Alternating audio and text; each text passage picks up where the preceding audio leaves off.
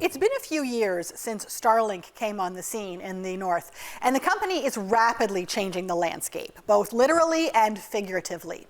Starlink dishes are everywhere in the communities, and people have internet access like never before. But what does that mean for people's lives and for the company, Northwestel, that used to be virtually the sole provider? The CBC's Luke Carroll has been looking into this and joins me now in studio. So, Luke, first things first, just how popular is Starlink right now? Well, why don't we have a listen to what Tyrone Ratty of N.W.T had to say about it?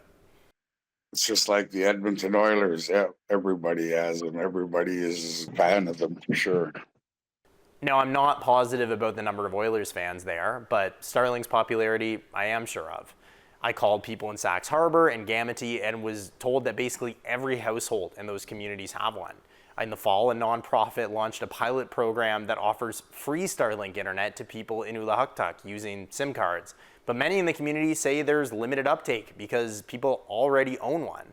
In Enterprise, Michael St. Amour, the former mayor and current Hamlet councillor, says there's about a dozen in town now, and he feels really good about that. If you remember last year, the community had to evacuate in a communications outage, and he says they relied on the only 2 Starlinks that they had in town at that time.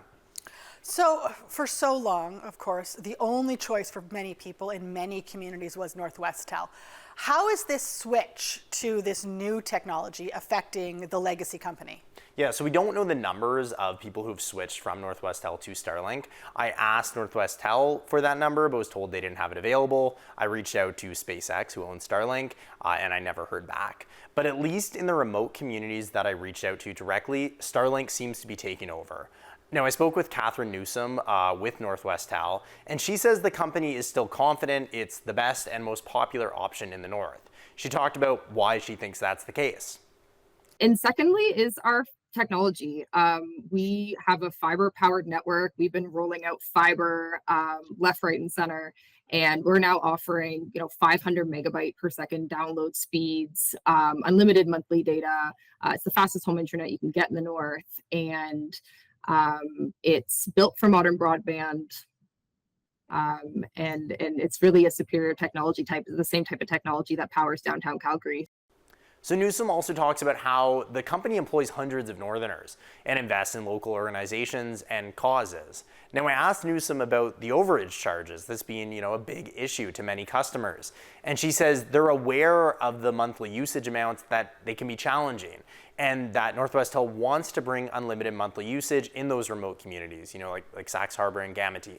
Now, Northwestel has launched a program to use new low-orbit satellites to a series of communities. And this happened around the same time that Starlink came on the scene.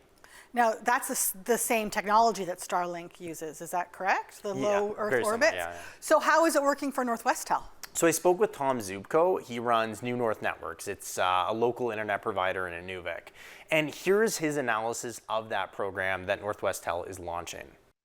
I mean, as you know, they got quite a big injection of money a few months ago for satellite-only communities, and I suspect that that service is very, very, very undersubscribed. Even if it's subscribed at all, I don't really know. I'm not even sure in most places if it's been turned on or not. So from the sounds of it, not a very popular option, Shannon. Now, a lot of infrastructure projects like the Mackenzie Valley fiber optic line were started before Starlink was even a dream in a northerner's eye, right? What is happening with projects like that? So the latest iteration of that project involves extending the fiber optic line from Nunavut to Tuktoyaktuk.